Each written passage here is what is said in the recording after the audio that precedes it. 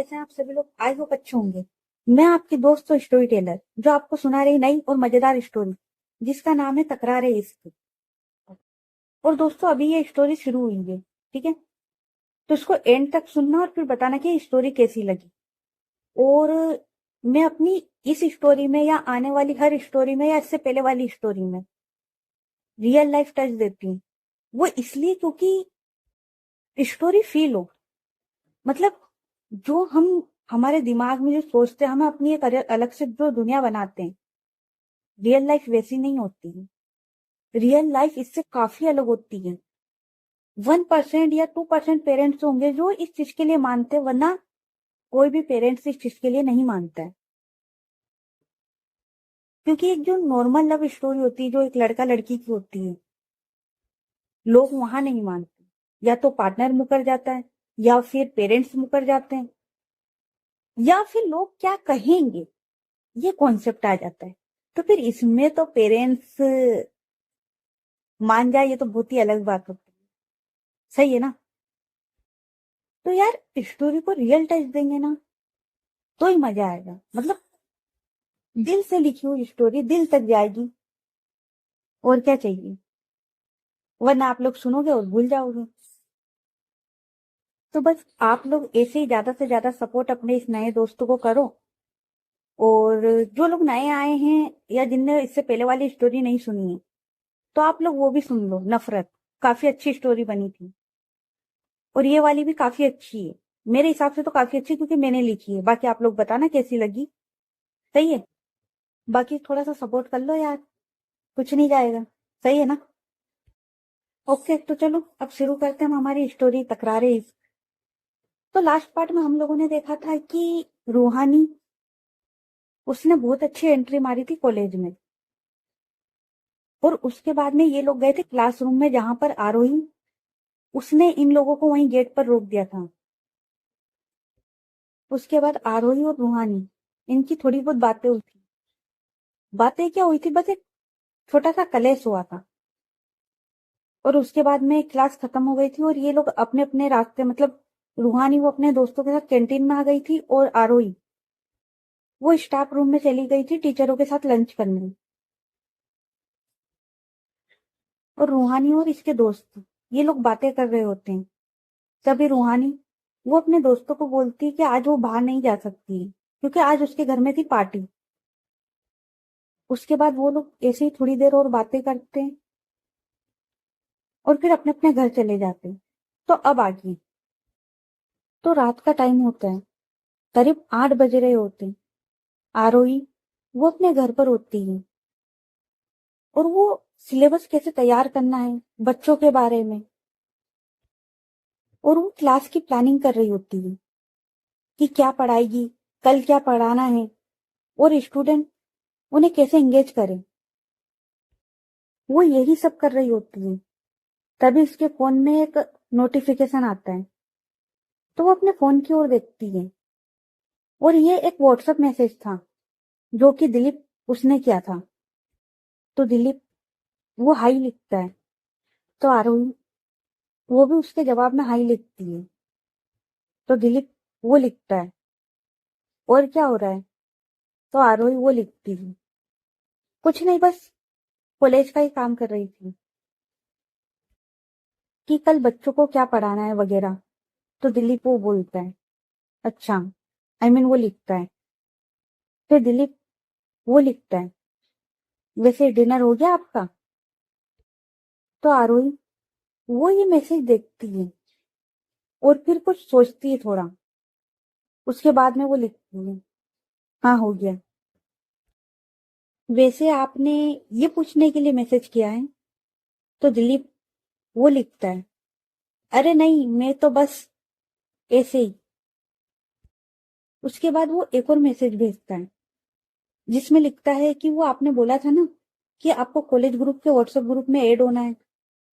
तो मैंने BBA second year की एक प्रोफेसर से बात कर ली है, और उसको आपका नंबर सेंड कर दिया है। तो वो आपको ऐड कर लेगी, और वही उस ग्रुप की एडमिन भी है, और उस ग्रुप में कोई भी मैसेज कर सकता है। तो आरोही वो बोलती है, थैंक यू।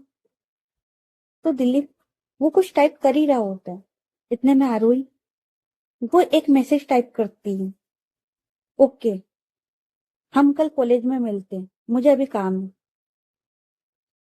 और वो सेंड कर देती है। तो दिलीप वो ये मैसेज देखता है। उसके बाद में वो फिर कोई मैसेज नहीं करता है और अपना फोन रख देता है। आरोही वो भी अपना फोन रख ही रही होती है कि तभी उसका फोन वो फिर से रिंग करता है और इस बार उसकी मम्मी का कॉल होता है। तो आरोही वो ये देखती है तो वो अपना फोन उठा लेती है। तो उधर से उसकी मम्मी वो बोलती है, और बेटा कैसी हो? तो आरोही वो बोलती है, मैं ठीक, आप बताएं कैसे याद किए? तो आरोही उसकी मम्मी वो बोलती है, तेरी बहुत याद आ रही है, हम लोग एक शहर में होकर भी नहीं मिल पाते। तुम्हारा खुद का घर होने के बावजूद भी तुम ऐसे एक रेंट के घर में रहती हो। घर आ जाओ बेटा। तो आरोही वो बोलती है, आप जानती है ना मैंने वो घर क्यों छोड़ा था? तो आरोही की मम्मी वो बोलती है, पर बेटा ऐसा कब तक चलेगा? तो आरोही वो बोलती है, पता नहीं। तो आरोही की मम्मी वो बोलती है, पर बेटा आज नहीं तो कल। तो आरोही वो बात काटते हुए बोलती है, मम्मी बाद में बात करते हैं, मैं बहुत ज्यादा थक गई हूँ और मुझे इस बारे में अभी कोई बात नहीं करनी। तो आरोही की मम्मी वो बोलती है, पर बेटा। तो आरोही वो बोलती है, मम्मी बाद में बात करते हैं, मुझे अभी कॉलेज का बहुत काम है। और वो ये बोलकर फोन रख देती है। आरोही वो अपने बेडरूम में ही होती है। तो वो अपने बेड पर, होता है ना वॉल से बेग लगाकर बैठना, वो वैसे बैठ जाती है और कुछ सोचने लगती है। अब इधर आते हैं, एक बहुत बड़ा सा घर, सब लोग रेडी हुए होते हैं और ये सब लोग एक कपल को विश कर रहे होते हैं। और ये कपल होता है मिस्टर एंड मिसेस शर्मा, मतलब रूहानी के पापा सार्थक शर्मा और उसकी मम्मी रेवती शर्मा। तो कुछ लोग इन लोगों से बातें कर रहे होते हैं। तभी एक कपल वो आता है और वो बोलता है, रूहानी कहाँ है? तो रूहानी की मम्मी वो बोलती है, यही होगी। तो वो लोग बोलते हैं, अच्छा। फिर उस कपल में एक लेडीज होती है ना, वो बोलती है, इससे मिलिए भाभी जी, ये मेरा बेटा कनिष्क और ये हमारा इकलौता बेटा है। तो रूहानी की मम्मी वो बोलती है कनिष्क को, हेलो बेटा, कैसे हो और क्या कर रहे हो आजकल? तो कनिष्क वो बोलता है, मैं ठीक हूँ आंटी और स्टडी कर रहा हूँ और साथ में ही पापा का बिजनेस वो भी हैंडल कर रहा हूँ। तो रूहानी के पापा ये सुनकर बहुत खुश होते हैं और बोलते हैं, गुड, वेल डन बॉय। और उसके शोल्डर पर हाथ रखते हैं। तो कनिष्क वो बोलता है, थैंक यू अंकल। और ये लोग बात कर रहे होते हैं। तभी रूहानी के सारे दोस्त वो लोग आ जाते हैं। तो विराज और सब लोग रूहानी के मम्मी पापा को विश करते हैं। सबसे पहले ईसा वो एक बुके लाई होती है, तो वो रूहानी की मम्मी को देती है और उन्हें विश करती है। फिर पीहू वो बोलती है, आंटी रूहानी कहाँ है? कहीं पर दिखाई नहीं दे रही। तो रूहानी की मम्मी वो बोलती है, यहीं कहीं होगी, अभी तो यहीं थी। तो जोया वो बोलती है, आंटी आप सबसे बातें करो, हम लोग उसे देख लेंगे। तो रूहानी की मम्मी वो हाँ में सिर हिलाती है और ये लोग वहां से निकल जाते हैं। तो विराज वो बोलता है, गाइस पहले कुछ खा ले, फिर रूहानी को देखते हैं। तो ईसा वो बोलती है, भुक्कड़, यार पहले रूहानी से तो मिल ले, फिर कुछ खा लेना। तो विराज वो ईसा को लुक पास करता है। और फिर ये लोग इधर उधर रूहानी को देखने लगते हैं।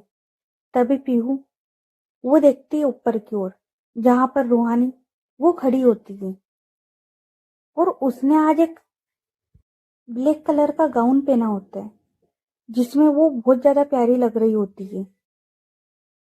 तो पीहू वो बोलती है, वो देखो, वो रही मैडम। तो ईसा वो स्माइल करती है और बोलती है, मुझे तो पता था, चलो इसके पास चलते हैं।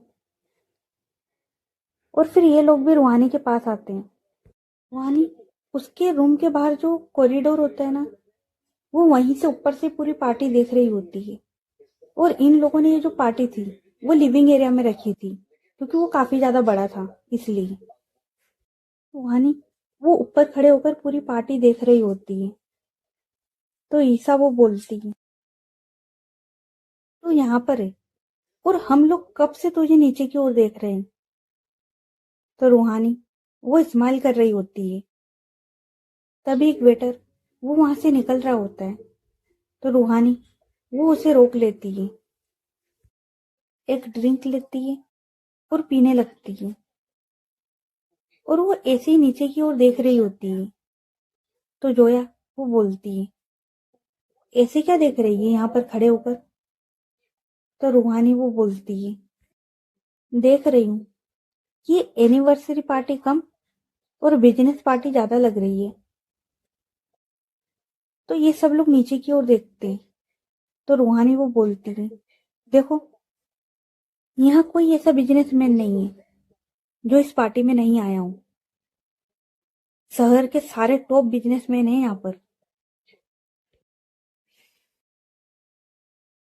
और वो एक गहरी सांस लेती है और स्माइल करते हुए बोलती है, कोई बोल सकता है इतने लोगों में भी कोई अकेला हो। तो पीहू वो बोलती है, किसने कहा कि तू अकेली है, हम है ना तेरे साथ। तो रूहानी वो स्माइल करती है और वो मन में ही बोलती है, लाडली बेटी। तो ईसा वो बोलती है, मैडम नीचे चले, सब लोग पूछ रहे हैं कि रूहानी वो कहाँ है, और तू अपने घर की पार्टी से हर बार ऐसे ही गायब हो जाती है, सब तेरे बारे में पूछ रहे हैं। तो रूहानी वो हल्की सी स्माइल करती है और बोलती है, ये घर बस लोगों से भरा हुआ है और यहाँ पर बातें भी सिर्फ नंबर की चल रही है। कौन बोलेगा यार कि एक एनिवर्सरी पार्टी है या फिर बिजनेस पार्टी, तो क्या फर्क पड़ता है अगर मैं यहाँ पर हूं या नहीं। तो ईसा वो बोलती है, बात तेरी सही है, पर नीचे चल।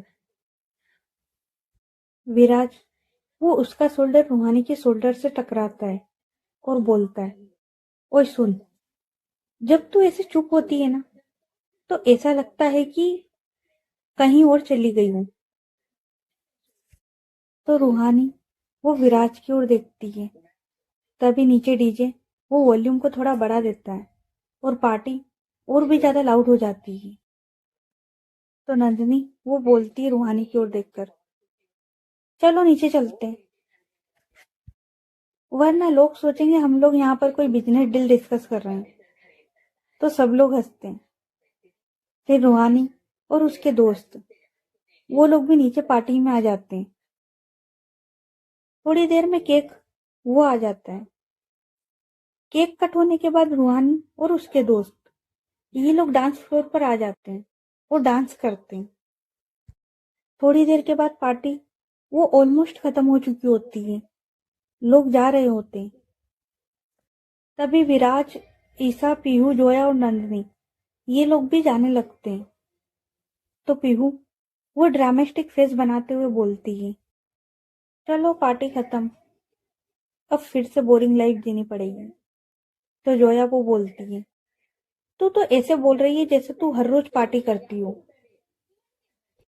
तो विराज वो रूहानी की ओर देखकर बोलता है, ओए क्या हुआ, तेरी स्माइल कहाँ है, पार्टी तेरे घर की थी तो क्या उदासी भी फ्री में दे रही है क्या।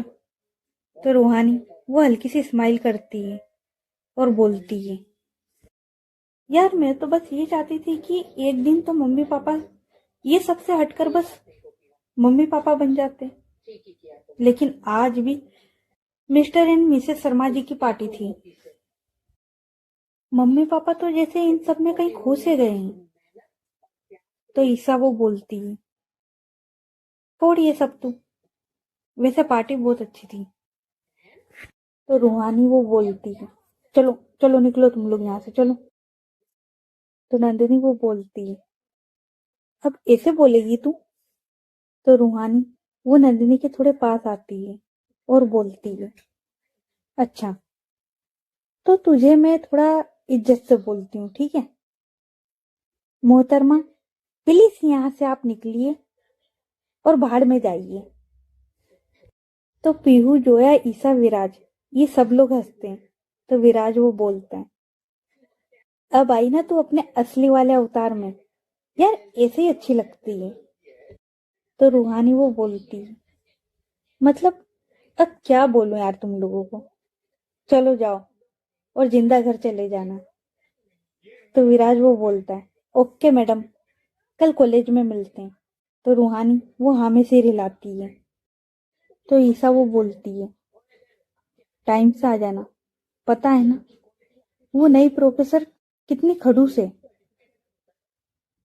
यार हिटलर नाम रखते हैं उसका, क्या बोलते हो? और वो सबकी ओर देखती है। तो सब लोग हंसते हैं और एक दूसरे को हाई फाई देते हैं। और उसके बाद ये लोग वहां से निकल जाते हैं। नंदिनी, पीहू, ईसा, जोया, विराज ये सब लोग एक ही कार में आए थे। तो विराज वो कार ड्राइव कर रहा होता है और पीहू वो विराज के पास वाली सीट पर बैठी होती है और नंदिनी, जोया और ईसा ये लोग पीछे की ओर बैठे होते हैं। विराज उसने मस्त गाने लगा रखे होते हैं मासूम शर्मा के, और वो ड्राइव कर रहा होता है। तो ईसा वो पीहू को बोलती है, पीहू वॉल्यूम कम कर यार। तो पीहू वो वॉल्यूम कम करती है। तो विराज वो बोलता है, भाई क्या हो गया? तो ईसा वो बोलती है, यार ऐसा नहीं लगता कि रूहानी वो आज बहुत ज्यादा अपसेट लग रही थी। तो विराज वो कार ड्राइव करते हुए बोलता है, हाँ लेकिन क्या कर सकते हैं, पता है ना, सबको लगता है कि वो कितनी अमीर है, कितनी खुश नसीब है। तो पीहू बोलती है, जो दिखता है वो होता नहीं है, लोगों की नजरों में वो बहुत खुश है, लेकिन यार पैसों से तो सब नहीं खरीद सकते ना। वो वहां पर अकेले, जब भी तो भागती है ना वो वहां से। तो ईसा वो बोलती है, दिल नहीं कर रहा था यार उसे छोड़ के आने का, मतलब मैं उसे इतने टाइम से जानती हूँ, पर आज उसकी उदासी फील हो रही थी जब उसने कहा कि एक दिन तो मिस्टर एंड मिसेस शर्मा मेरे मम्मी पापा बन जाते।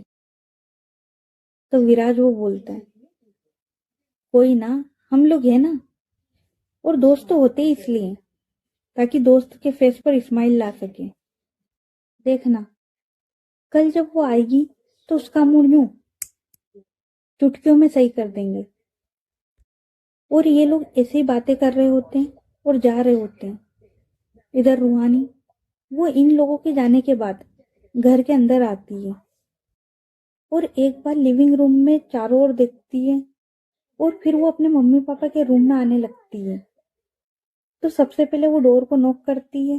तो रूहानी की मम्मी वो बोलती है, अंदर आ जाओ। तो रूहानी वो अंदर की ओर आ जाती है। तो रूहानी की मम्मी वो बोलती है, तुम इस वक्त कुछ चाहिए? तो रूहानी वो नामे सिर हिलाती है और बोलती है, बस आप लोगों को विश करना था, इसलिए आई थी। और फिर वो इधर उधर देखती है और बोलती है, पापा कहाँ है? तो रूहानी की मम्मी वो बोलती है, कहाँ होंगे? स्टडी रूम में मिस्टर गफूर से मीटिंग चल रही है। तो रूहानी वो कुछ बोलती, तभी उसकी मम्मी का फोन वो रिंग होता है। तो उसकी मम्मी वो फोन उठा लेती है और बोलती है, जी चावला जी। और वो रूहानी को बोलती है, बेटा 1 मिनट। और वो वहां से उठकर चली जाती है और वो फोन पर बात कर रही होती है। रूहानी वो थोड़ी देर ये देखती है, उसके बाद वो वहां से निकल जाती है और अपने रूम में आती है। अपने फोन को बेड पर पटकती है और फिर अपने कबर्ड से नाइट ड्रेस निकालती है और चेंज करने के लिए चली जाती है। इधर आरोही वो बैठी होती है, तभी एक प्रोफेसर उसका मैसेज आता है और वो आरोही को बोलती है, आपको मैंने ऐड कर लिया है और आप अब इस ग्रुप में कोई भी मैसेज कर सकती हैं। क्लास के किसी भी स्टूडेंट को कुछ भी बताना हो तो आप बता सकती हैं। तो आरोही वो बस इतना ही बोलती है, थैंक यू प्रोफेसर। तो वो प्रोफेसर वो बस एक स्माइल वाली इमोजी होती है ना, वो सेंड कर देती है। फिर आरोही वो उस व्हाट्सएप ग्रुप को ओपन करती है और स्क्रॉल करने लगती है। बेसिकली वो स्टूडेंट के नाम और ओल्ड चैट वो पढ़ रही होती है। फिर वो एक मैसेज टाइप करती है, कल क्लास शार्प 10 AM, और जो लेट आए वो क्लास में ना आए। थोड़ी देर के बाद उस ग्रुप में टाइपिंग वो शुरू हो जाती है। कोई ओके मैम बोल रहा होता है तो कोई किसी दोस्त को मैसेज कर रहा होता है। रूहानी वो भी इतनी देर में चेंज करके आ जाती है। तो वो देखती है कि उसके फोन में लगातार नोटिफिकेशन आ रहे होते हैं। तो रूहानी वो अपना फोन उठाती है और फिर वो चैट पढ़ना शुरू करती है और तभी उसकी नजर आरोही के मैसेज पर पड़ती है। रूहानी उसे पता नहीं क्यों पर हल्की सी हंसी आ जाती है और वो अपना फोन उसे बेड पर पटक देती है और वो खुद से ही बोलती है, थोड़ा इरिटेट टोन में, वाह भाई, शार्प 10 AM, जैसे हम लोग कोई आर्मी कैंप में ट्रेनिंग लेने जा रहे हो। तभी व्हाट्सएप ग्रुप में और भी ज्यादा मैसेज आने लगते हैं। कोई आरोही को रिप्लाई करता है, ओके मैम। तो कोई लिखता है, श्योर मैम। तो कोई लिखता है, नोटेड मैम। तभी एकदम से एक रैंडम स्टूडेंट वो बोलता है, कल प्रेजेंटेशन भी होगी क्या मैम? वो क्वेश्चन मार्क वो भेजता है। तो रूहानी वो अपने फोन की स्क्रीन की ओर देखती है और फिर अपनी आंखें घुमाती है और बोलती है, सबके सबने बटरिंग में पीएचडी की हुई है।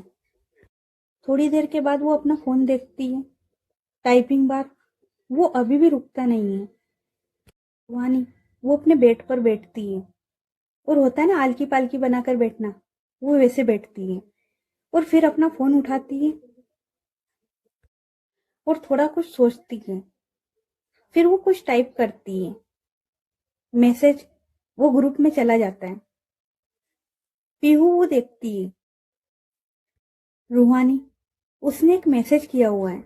तो पीहू वो हंसने वाली इमोजी सेंड करती है। तो आरोही वो देखती है, रूहानी उसने ये लिखा था कि मैम कॉलेज है या रेलवे स्टेशन, और क्वेश्चन मार्क। और फिर उसने दूसरा मैसेज टाइप किया था जिसमें लिखा था, 10 1 पर आएंगे तो क्या गेट बंद हो जाएंगे? तो ईसा वो रूहानी को प्राइवेट चैट में मैसेज करती है, ओए पागल है क्या, प्रोफेसर से ऐसे कौन बात करता है? विराज वो ग्रुप में साइलेंट इमोजी सेंड करता है। थोड़ी देर के बाद आरोही वो टाइपिंग करती है। तो रूहानी वो ये देखती है कि आरोही वो कुछ टाइप कर रही है। थोड़ी देर के बाद फाइनली मैसेज आ जाता है, आरोही उसने लिखा हुआ था कि रूहानी अगर डिसिप्लिन तुम्हें प्रॉब्लम लगता है तो क्लास अटेंड करना भी ऑप्शनल है, समझी? रूहानी उसके चेहरे पर अभी जो हल्की सी स्माइल थी ना, वो सीरियस हो जाती है। तो रूहानी वो टाइप करती है, ऑप्शनल चीजों में ही ना मैम कभी कभी सबसे बड़ा लेसन छुपा होता है। तो जोया वो ये मैसेज देखती है, तो वो रूहानी को कॉल लगाती है, लेकिन रूहानी वो कॉल कट कर देती है और वो खुद से ही बोलती है, लगता है ये वाला सेमेस्टर बोरिंग नहीं होने वाला है। तो ओके गाइस, बाकी की स्टोरी नेक्स्ट पार्ट में। ये पार्ट कैसा लगा कमेंट करके बताना, और स्टोरी अच्छी लग रही हो तो स्टोरी को लाइक करें, चैनल को सब्सक्राइब करें और ज्यादा से ज्यादा अपने दोस्तों के साथ शेयर करें। तो चलो फिर मिलते हैं नेक्स्ट पार्ट में, तब तक के लिए अपना ख्याल रखें। Good night everyone, bye. अच्छा दोस्तों, मैं आप लोगों से ये बोल रही थी कि अगर आप लोगों ने स्टोरी यहाँ तक सुनी है तो जाहिर सी बात है आप लोगों ने सुनी होगी, तो मैं आप लोगों से कुछ बोलना चाहती हूँ कि आप लोग इस स्टोरी के बारे में, मतलब आपको ये पार्ट कैसा लगा उसके बारे में तो कमेंट करके बताना ही, और साथ में एक बहुत अच्छा सा प्यारा सा मैसेज लिखना है। और मैसेज में क्या लिखना है ना, मैं आप लोगों को बता दूं। आज किसी का बर्थडे, ठीक है, आज किसी खास व्यक्ति का बर्थडे, तो आप लोगों को उसको बहुत प्यारी प्यारी विशेष करनी है, ठीक है। तो बस दोस्तों यार, इतना सा काम कर दो यार। वैसे दोस्तों को बोलना नहीं पड़ता, पर आज बोल रही हूँ, छोटी सी रिक्वेस्ट है, पूरी कर दो। तो चलो मिलते हैं फिर नेक्स्ट पार्ट में। Bye everyone.